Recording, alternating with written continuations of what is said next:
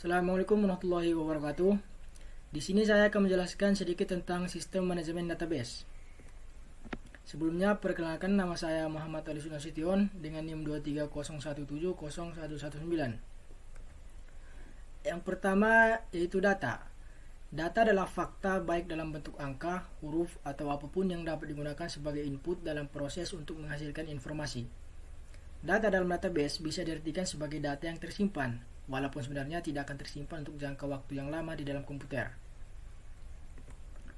Ada 3 macam data, yaitu input data. Input data adalah yang dimasukkan ke dalam sistem informasi, dan yang kedua output data. Output data merupakan keluaran dari sistem informasi. Dan yang ketiga database. Database merupakan kumpulan data-data yang tersimpan di dalam media penyimpanan di suatu perusahaan atau sebagai arti luas, atau di dalam komputer sebagai arti sempit.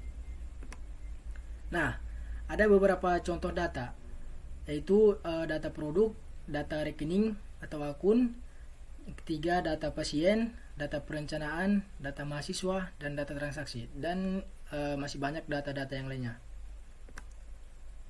Database Administrator, yaitu departemen yang bertanggung jawab dalam mengelola database, disebut DBA atau Database Administrator, yang tugasnya yaitu mengelola database dan DBMS. Nah, DBMS ini kepanjangannya Database Management System, baik secara logis maupun fisik.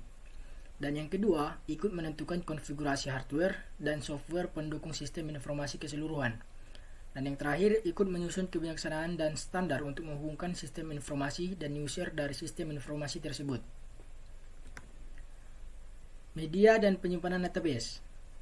Data dalam sistem informasi manajemen berbasis komputer tersimpan dalam 2 media penyimpanan, yaitu dalam media penyimpanan utama dan sekunder.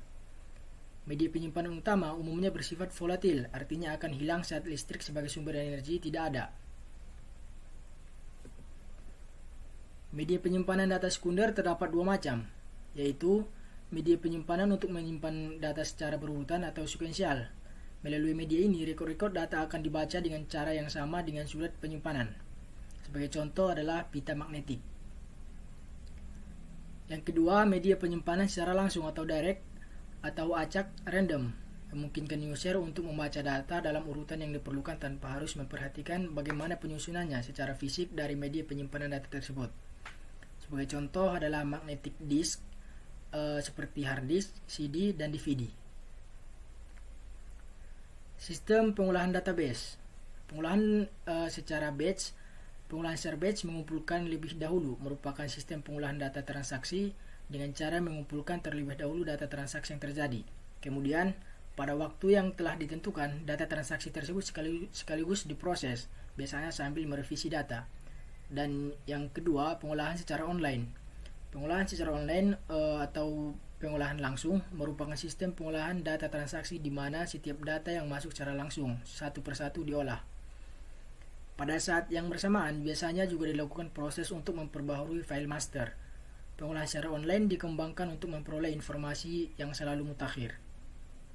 Nah, cukup sekian yang saya dapat sampaikan.